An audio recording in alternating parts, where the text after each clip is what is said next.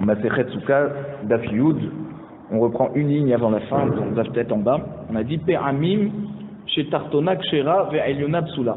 Des fois, on continue toujours sur l'enseignement de Rabbi Irmiya, des fois la Souka, on parle d'un cas où il y a une Souka sur une autre Souka. Et des fois, celle qui est en bas, elle est Kshera, et celle qui est au-dessus, elle est Psula. Quel est le cas? Echidami, Kegon, chez Tartona, Tsilata, Meruba, Mechamata.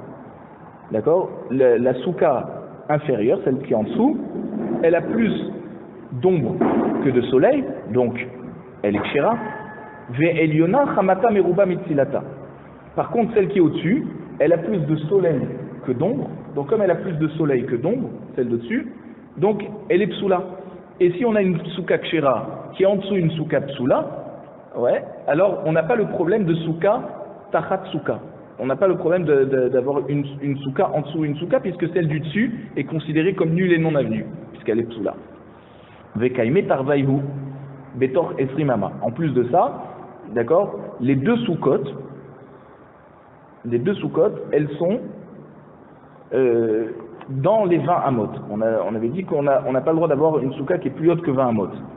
Donc puisque la souka qui est en haut, elle a plus de soleil que d'ombre, et en plus, elle n'est même pas considérée comme une souka, pour rendre pas soul celle qui est en dessous. Elle n'a pas un bon srach en plus. Donc c'est pour ça que celle qui est en bas, elle est kshera. Par contre, si celle qui était au-dessus, qui n'est pas une bonne souka parce qu'elle n'a pas un bon srach, mais elle était au-dessus de 20 amot, d'accord, alors ça fait que son srach, il est pas soul, et il rend pasoul celle qui est en dessous. Pourquoi? Parce qu'il y aurait eu un mélange de srach pasoul avec un srach kacher. Il faut donc que celle qui est au-dessus, la souka qui est au-dessus, elle fasse moins de 20 amot. Parce que si elle fait plus de 20 amot, même que son srach est pasoul, alors on aurait eu un problème d'un mélange de souka, un mélange de srach pasoul avec un srach kacher, de celui qui est en bas. Et donc ça aurait été pas bon. Elle est au-dessus de 20 amot. Voilà, alors celle qui est au-dessus, elle est Betor Esrim. Ça c'est le cas. Le Kameh Tarvayou, Betor Esrim. Les deux sous-cotes sont dans les 20 amot. Maintenant, un autre cas. Upe Amim, chez Eliona Kshera, Ve Tartona Psula. D'accord? Comment c'est possible que celle d'en haut elle est Kshera et celle d'en dessous elle est Psula? Et Chidami, la Gemara nous dit qu'Egom des Tarvayut Tilata Meruba Mechamatan. Les deux, elles ont un bon srach, avec plus d'ombre que de soleil. Pourtant, celle qui est en haut, elle est kshera, mais celle qui est en dessous, elle est psula. Pourquoi? Vekaima Eliona Betor Esrim. Et on a la souka qui est dessus, d'accord? Là, elle est aussi à l'intérieur de 20, c'est-à-dire, on a une souka qui est en haut avec un bon srach, d'accord? Et elle est dans les 20 amot à partir du srach de celle qui est en bas. Ça veut dire si on additionne les deux, on a plus que 20 amot. Si on prend que celle d'en haut, d'accord, elle fait moins que 20 amot par rapport à celle qui est en dessous d'elle. Donc celle qui est au-dessus, elle est kshera puisqu'elle a tous les critères. Elle fait moins de 20 amot de haut et elle a un srach qui a plus d'ombre que de soleil, donc elle est kshera. Maintenant, tout le problème, c'est que celle d'en dessous, même si elle a un bon srach et elle a les bonnes dimensions, du fait que la souka qui est sur elle, si on additionne les deux soukotes, on a plus que 20 amot, donc ça fait que la souka qui est en dessous, elle a un problème d'être souka mitachat la souka. D'accord? Souka mitachat les souka, ça la rend pas soul rien qu'à cause de ça. D'accord? Mais dans les autres cas précédents, les sous-côtes qu'on a vues, elles étaient dans les 20 amot, ça veut dire que la deuxième, elle avait quelle hauteur? Alors voilà, si celle d'en haut elle était psoula, celle d'en bas elle n'avait pas le problème d'être une souka en dessous d'une souka, puisque celle dessus elle est psoula. D'accord. Donc c'est pour ça que là dans notre cas ici, où celle qui est en haut, elle fait moins de 20 amot par rapport au srach de celle d'en bas, mais par rapport au sol total elle fait plus que 20 amot. Donc celle d'en dessous, elle a un problème d'être une souka en dessous une autre souka. Quand les deux elles font ensemble moins de 20 amot, alors celle d'en dessous, elle n'a pas le problème d'être une souka en dessous d'une autre souka lorsque celle d'au-dessus, elle est psoula. Quand celle d'au-dessus, elle est kshira, forcément, celle d'en dessous, elle est pénalisée. La Gemara nous demande, elle dit pshita, c'est évident. D'accord, on sait très bien qu'une souka qui a plus d'ombre, c'est-à-dire qui a plus de soleil que d'ombre, elle n'a pas de digne de souka. Donc si une des deux soukotes a plus de soleil que d'ombre, alors c'est sûr que celle qui est en dessous, on ne peut pas la rendre pasoul à cause de souka chez tachat à souka. D'accord, une souka qui est en dessous une autre souka. Donc qu'est-ce que Rabbi Yirmiyah est venu nous apprendre finalement? La Gemara nous dit Tartonat Shira Veriona Psoula terrifique. Alors, c'est vrai que la majorité des cas que Rabbi Yirmiyah nous a amenés ici, ils sont évidents. Maintenant, il a voulu nous enseigner un cas particulier, que lorsque la souka d'en bas, elle est kshira, et celle qui est en haut, elle est psoula, d'accord, c'est pas si évident que celle d'en bas, elle reste kshira, même que celle du dessus, elle est psoula. Pourquoi? C'est quoi le chiddush ici? Ma'udetema nigzar, on aurait pu penser qu'on va faire une gzera, Dilma mitzaref srar pasoul baade srar kacher. C'est vrai que les deux soukotes, elles sont dans les 20 amot. D'accord? Donc celle d'en bas, elle n'est pas pénalisée par celle du dessus. Celle du dessus, elle a un problème qu'elle a un srar pasoul. On aurait pu penser que du fait que les deux soukotes sont dans les 20 amot, celle du dessus, elle a quand même une incidence sur celle d'en bas. C'est-à-dire que son srar qui est pasoul, il est considéré comme si il est mélangé avec le srar de celle d'en bas, et on a un mélange de srar kacher avec srar pasoul. Ça, c'est une des raisons pour pouvoir annuler la cacheroute d'une souka. D'accord? On aurait dit Dilma mitzaref srar pasoul bahade srar kacher, kamash malam. Non. Il est venu nous enseigner à Bermia qu'on ne fait pas cette xéra, et si la souka du dessus, elle n'est pas au-dessus de 20 amot, d'accord? Alors, et en plus de ça, elle a plus de soleil que d'ombre, alors celle d'en bas, elle n'est pas du tout pénalisée, elle reste kshira. La Gemara demande, Kama yehe ben souka les souka, combien d'écart il nous faut entre la souka du dessus et la souka d'en dessous, ou tehe tartona psoula, pour considérer que la souka d'en bas, elle est psoula, rien qu'à cause de souka chez tachata souka. C'est-à-dire, si les deux soukotes ont un srar kacher, combien d'écart il faut entre les deux srars pour considérer que celle d'en bas, elle va être pénalisée parce qu'elle est une souka en dessous d'une autre souka. Et on va pas dire que tout est considéré comme le même srar.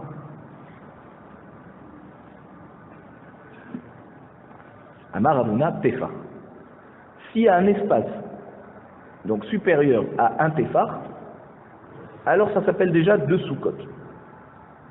Et s'il y a moins d'un tefar d'écart, alors on considère que c'est un seul srar. Chez Ken Matsinu Be'aole Tum'a, parce qu'on a vu ce concept au niveau des tentes où il y a de la Tum'a dedans. Et on a dit là-bas Tefar, c'est-à-dire des Tanya, des Tnan, d'accord, parce qu'il y a une Mishnah qui nous dit dans Masechet Ohalot, Tefar al Tefar, Berum Tefar, Mevi et Tum'a. Lorsqu'on a donc un OL, d'accord, qui fait un tefar de long sur un tefar de large, donc imaginez que c'est comme une étagère, d'accord, une étagère qui fait un tefar de large, et un tefar, elle est positionnée à un tefar au-dessus de la Tum'a, par exemple du mort, et ben tous les kélim qui sont en dessous cette étagère, d'accord, donc ils sont au niveau du mort, et ben ils sont tamés rien que parce qu'ils se trouvent en dessous de cette étagère. Vechotset bifne atum'a, et aussi ça fait khatitza. Lorsqu'il y a un tefar, ça fait khatitza. Ça veut dire, imaginez une tasse qui est sur cette étagère, d'accord, comme il y a un tefar d'écart, alors la tasse qui est au-dessus de l'étagère, elle est kshera, elle est tehora. Alors qu'une tasse qui est en dessous de l'étagère, donc qui est au niveau du mort, eh ben elle est tméa rien que parce que l'étagère fait office de tente au-dessus de OL, au-dessus du niftar. Aval pachot merum tefar lo mevi ve lo chotet. D'accord? S'il y a moins d'un tefar, d'accord, moins d'un tefar de hauteur, même si l'étagère elle fait un tefar de largeur, Mais comme il y a moins d'un téphar de hauteur, alors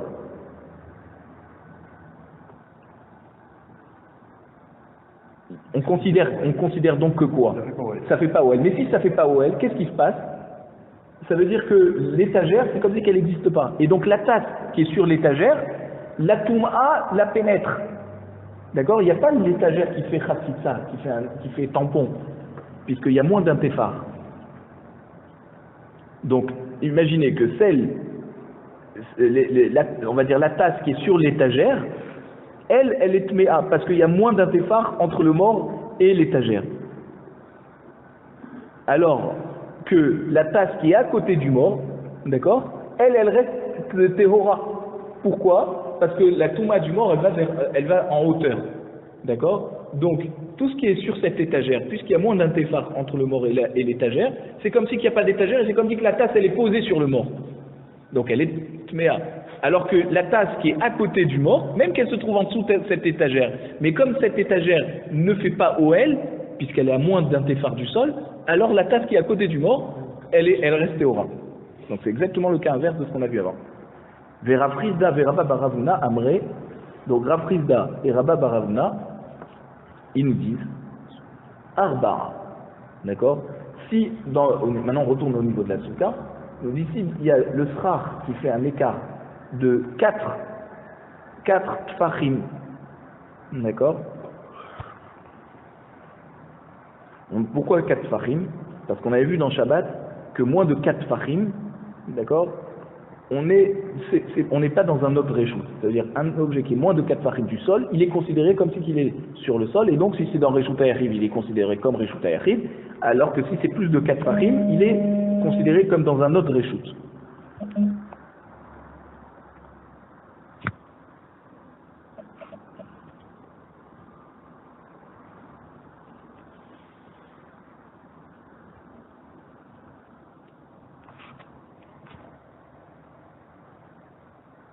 Ou Shmuel Amar Asara. Shmuel est collègue sur Rav Frisda et Rabba Baravuna, et il dit il faut 10 tfachim. S'il y a moins, d'accord, parce que ici on se place par rapport à la soukha. La soukha, sa hauteur minimale, c'est 10 tfachim. Donc ça ne m'intéresse pas de regarder 4 tfachim ou un téphar par rapport à Touma ou par rapport à un autre réchout. Nous, ce qui nous intéresse ici, c'est de considérer est-ce qu'on a une soukha sur une autre soukha, et donc le srar de l'un, jusqu'à combien il faut qu'il soit éloigné du sraf de l'autre pour considérer qu'on a 2 soukotes séparées. Ah, il te dit, s'il y a 10 tfachim d'écart, on ne peut pas mélanger les deux srafs et considérer qu'il n'y a qu'une seule souka. Maïta Amad Shmuel, Keher Shera Karpsula. D'accord? Pour la même raison où on la rend cachère, alors pour la même raison on la rend pasoul. C'est-à-dire 10 tfachim. Maher Shera Ba'asara, Afsula Ba'asara. D'accord? De même que pour la rendre cachère, il faut qu'elle ait 10 tfachim. Alors de même que pour la rendre pasoul, il faut qu'il y ait 10 tfachim. Pour qu'on considère qu'il y a effectivement une souka sur notre souka et qu'on ne peut pas associer le srach d'en haut avec le srach d'en bas. Tnam. On a une Mishnah, d'accord, qu'on a vu dans Daftet Amoudbet, donc notre Mishnah en fait. Rabbi Yehuda Omer, Rabbi Yehuda nous dit que si im en diurin ba'elyona atartona kshera. D'accord? Rabbi Yehuda nous a enseigné que s'il n'y a personne qui habite dans la souka d'en haut, d'accord, alors, même si les 2 soukotes sont kshérot, puisqu'il n'y a personne qui habite en haut, la souka d'en bas n'est pas pénalisée. La souka d'en bas reste kshera. S'il y a quelqu'un effectivement qui s'installe là-haut, d'accord, alors celle d'en bas, elle est considérée comme une souka en dessous d'une autre souka. Mais tant qu'il n'y a personne là-haut, d'après Rabbi Yehuda, celle d'en bas n'est pas pénalisée. Mai en diurin, ça veut dire quoi d'après Rabbi Yehuda? Il n'y a personne qui habite là-bas en haut. Il y ma diurin mamash, ça veut dire qu'il n'y a vraiment personne. A tout diurin kagarme, d'accord, puisque à tout diurin kagarme, puisque tu me dis qu'il faut vraiment des gens qui habitent pour rendre pas sous la souka d'en dessous. Alors s'il y a vraiment personne, alors celle d'en bas elle reste cachère. Alors est-ce que à tout diurin kagarme, est-ce que bichlal, le fait d'avoir des gens qui habitent ou qui habitent pas dans une souka, c'est un élément c'est un critère qui peut nous dire si la souka elle est kshera ou pas? On n'a jamais vu ça.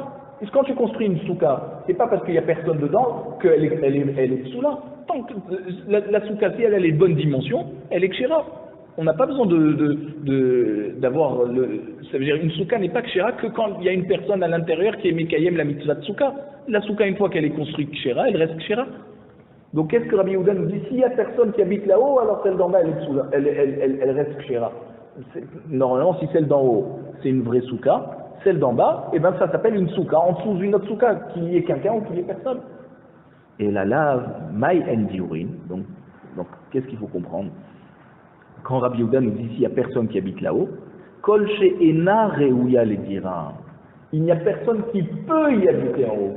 D'accord? Pourquoi? Parce que vous allez vous retrouver avec un sol qui est un srach de la souka d'en dessous. Qui c'est qui va vouloir habiter là-haut et risquer de tomber? Juste, on s'imagine comme ça.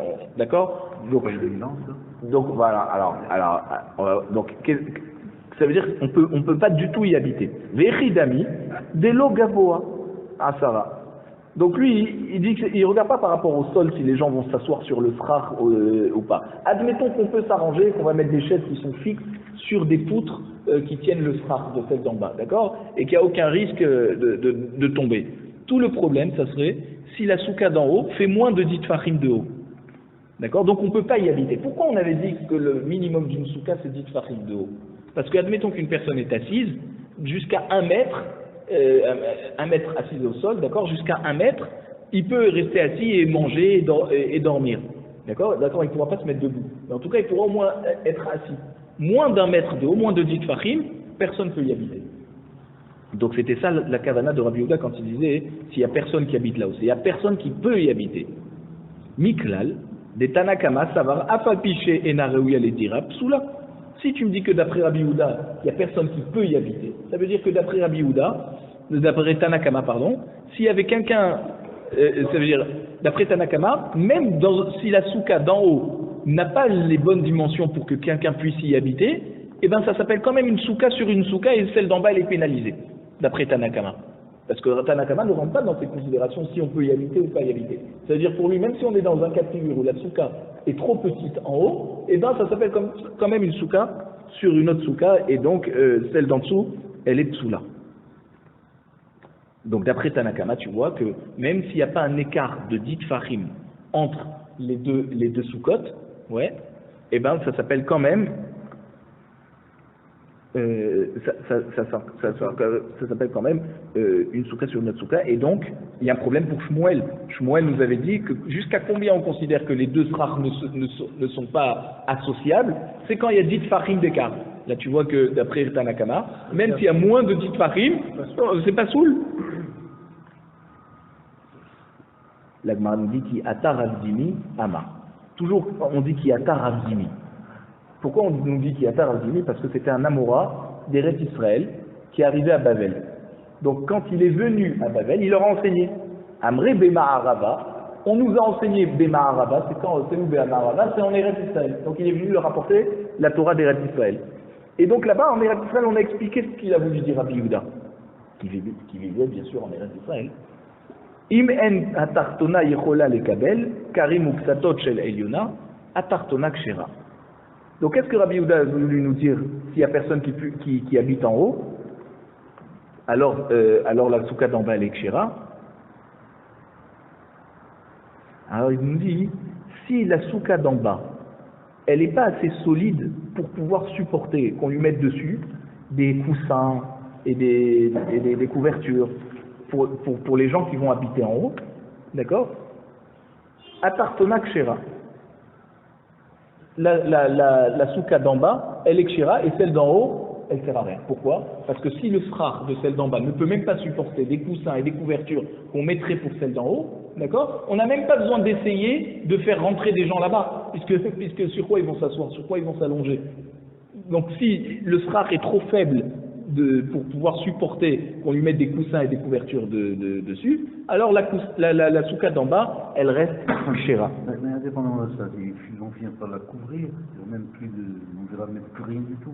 On va voir, il y aura des mishnayot plus tard où on va expliquer que des fois, il y a des cas de figure où on a le droit de couvrir et malgré tout ça s'appelle du srach.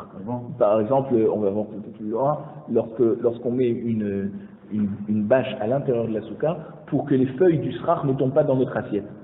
l'intérieur. Voilà, à Et l'intérieur. là, on est sur Là, on est, de l'autre, on c'est est, pareil.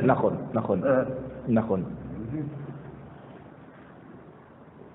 Mais déjà, avant de rentrer dans ce problème, en tout cas, ce qu'on veut vous montrer, c'est que celle d'en haut ne pénalise pas celle d'en bas. Bien sûr qu'ensuite, celle d'en bas, elle doit avoir des bonnes caractéristiques pour rester kshira. Et voilà. Mais en tout cas, elle n'aura pas le problème de la souka d'en haut. Ça, c'est déjà ça qu'on voulait vous montrer. Miklal de Tanakama Savar, Afalpi chez Enareou Alikabel, Psula. Donc, d'après Rabbi Yehuda, d'après Tanakama, si on explique comme ça Rabbi Yehuda, ça veut dire que Tanakama, qui est Cholek, d'accord, qui n'est pas d'accord avec Rabbi Yehuda, il pense que même si la souka d'en bas, elle ne peut pas supporter qu'on lui mette sur son srar des coussins, d'accord, eh ben elle reste sous là, puisque celle d'en haut est une souka kshira.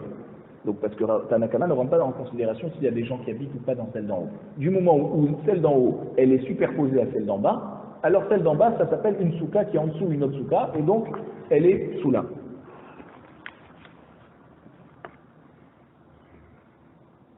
Et donc qu'est-ce qu'on veut prouver de là?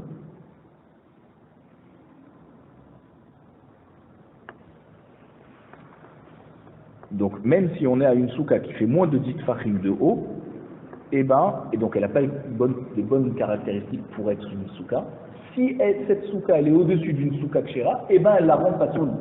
Et donc on a un problème par rapport à Shmuel, puisque Shmuel te dit, tant qu'elle fait moins de 10 tfachim, on la considère même pas comme une souka, et donc celle d'en bas elle reste kshira. On voit que Tanakama c'est un Tana, d'accord?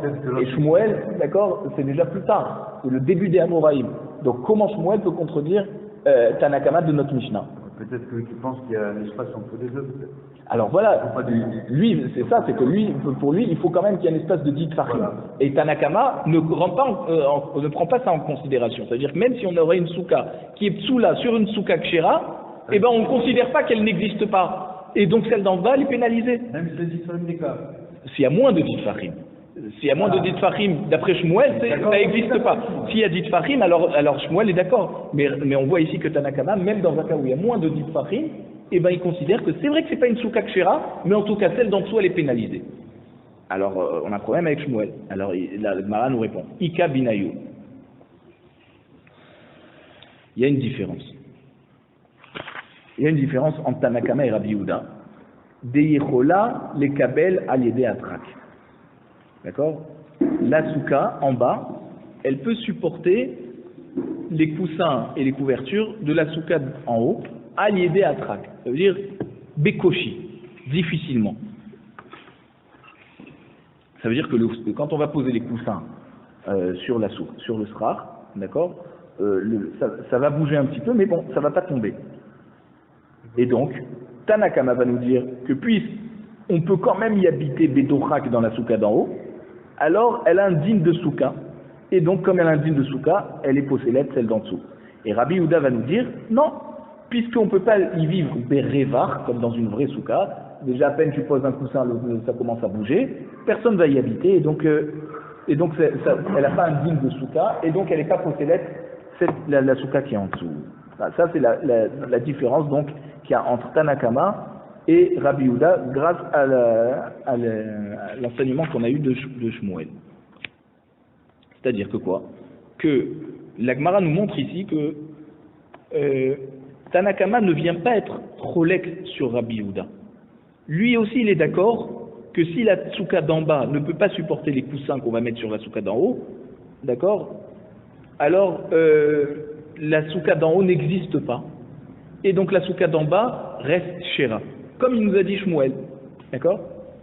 Mais il y a quand même une différence, c'est si on va pouvoir supporter ça à l'idée à trak. Ah, si on peut supporter à l'idée à trak, Tanakama va nous dire, alors la souka d'en haut a un digne de souka, même si on peut y vivre que difficilement. Et Rabbi Yehuda va nous dire, non, tant que tu peux pas y vivre Bereva, c'est pas une souka. Et si c'est pas une souka, c'est comme si qu'elle n'existe pas. Et la souka d'en dessous reste shera. Voilà, ça c'est la différence entre Tanakama et Rabbi Yehuda. Maintenant, on passe à une nouvelle Mishnah. Et donc c'est la Mishnah que je vous ai dit. Peres alea sadin mipne achama. Si il a étendu un drap sur la souka, d'accord, pour se protéger de quoi? Du soleil. D'accord? Bien sûr que le srach doit être cachère d'avoir plus d'ombre que de soleil. Mais lui, il veut vraiment plus du tout de soleil. Donc il met en plus du srach, il met un drap. Au tartea, ou alors en dessous du srach, mipne haneshar, pour se protéger des feuilles qui tomberaient dans son assiette. D'accord?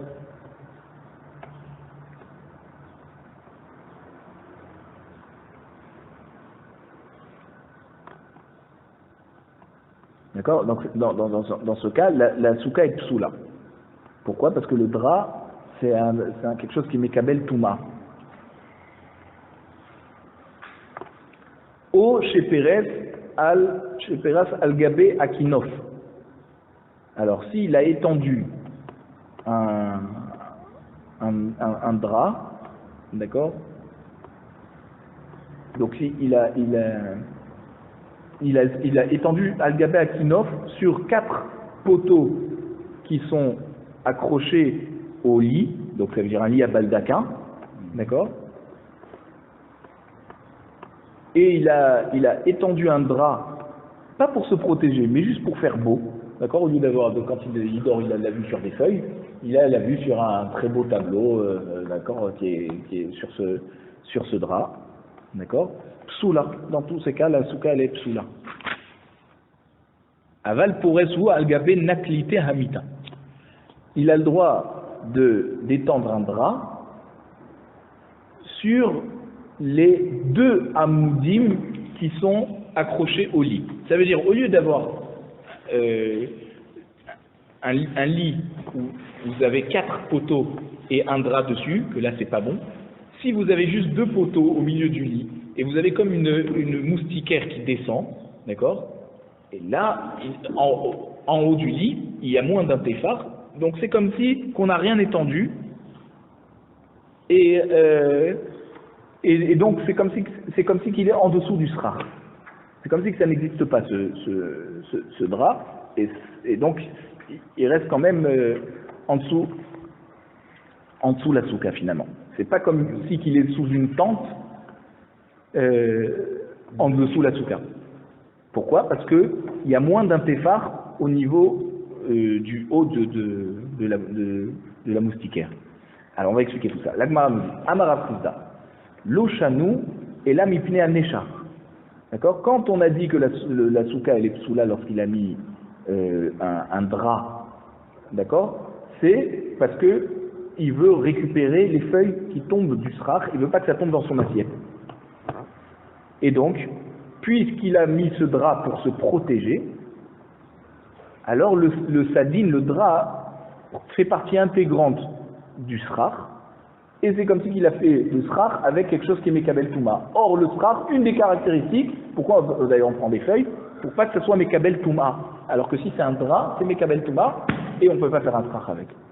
Par contre, aval lena ota kshera, s'il a mis le drap pour faire beau, d'accord, imaginez qu'il a pris un drap où il a dessiné dessus les 12 tribus ou le côté, comme ça, ces fameux draps qu'on a l'habitude de voir sur les côtés, lui il l'a pris, il l'a mis en dessous le srach comme ça, mais pour faire beau, d'après la Mishnah, on n'est pas dans la halakha les maaseh, mais en tout cas d'après la Mishnah, c'est kasher. Pourquoi? Parce que c'est pour faire beau. Et donc si c'est pour faire beau, c'est pas pour faire partie du srach. Alors que quand tu le mets pour te protéger des feuilles qui tombent, d'accord, c'est comme si que tu le fais partie intégrante du srach. Et là on a un problème de srach kasher qui est mélangé avec du srach qui est mekabel touma, ce fameux drap. La Gemara nous dit pshita mipne aneshar tenan. C'est évident, la Mishnah nous a dit si tu mets le drap mipne aneshar à cause des feuilles qui tombent, c'est pas soul. Donc forcément, si tu as positionné ce drap pour faire beau et pas par rapport aux feuilles qui tombent, c'est kasher. En tout cas, ça fait pas partie des cas qui sont interdits dans la Mishnah. La Gemara te dit non. Maoudetema, on aurait pu penser, ou adin de afilou lena ota. On aurait pu penser que, puisque finalement tu as mis un drap sous le srach, même quand c'est pour faire beau, eh ben ça rend pas sous la souka. Vehaï de katane mipine aneshar, et pourquoi dans notre Mishnah on t'a donné l'exemple du drap qui est là pour protéger les feuilles qui tombent? Ocha de milta katane. Parce que c'est l'habitude, le Tana vient nous enseigner le cas le plus courant, que quand tu mets un drap en dessous en dessous un srach, c'est forcément pour se protéger des feuilles qui tombent avant de regarder si c'est beau ou si c'est pas beau. Kamash malan, que non, qu'il faut bien faire la différence dans la kavana. Si c'est pour faire beau, c'est bon. Si c'est que pour protéger des feuilles qui tombent, alors là on a un problème. La Gemara nous dit lima mais ça y est allé. Alors peut-être que on va dire que cet enseignement de Rav Rizda, il est soutenu par une braïta qui nous dit, qu'est-ce qu'elle nous dit cette braïta? Sikecha keilchata. S'il a mis le srach comme la halacha le demande, donc le critère c'est quoi? Plus d'ombre que de soleil, ok? Ve'itera bikramin, et ensuite il a embelli le tout par des dessins, kramin.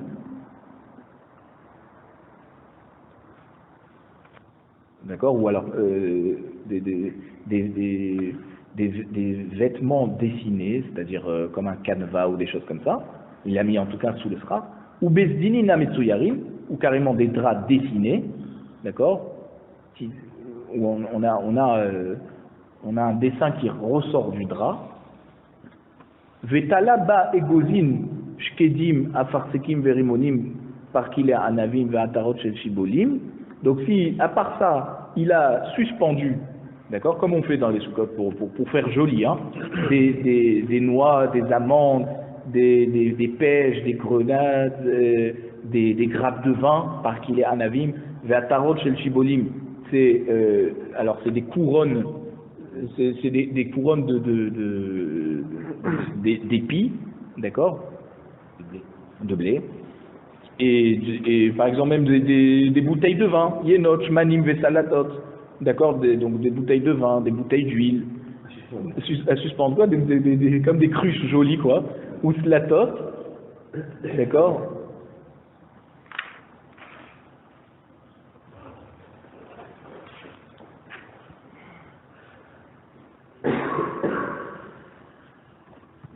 Parce qu'au fait, c'était des cruches en verre, pour qu'on voie le vin à l'intérieur. Et bien sûr, c'est pour faire un rappel aux 7 fruits d'Eretz Israël. D'accord? Tout ça, donc c'est juste pour faire joli. Asur leistapek mehen. On n'a pas le droit de les utiliser pendant la fête parce qu'elles sont moussées. Elles ont été déclarées pour la beauté de la souka, pour embellir la souka, donc elles n'ont plus leur utilisation première qui était de les manger ou de les boire. Et même pendant Chol HaMoed.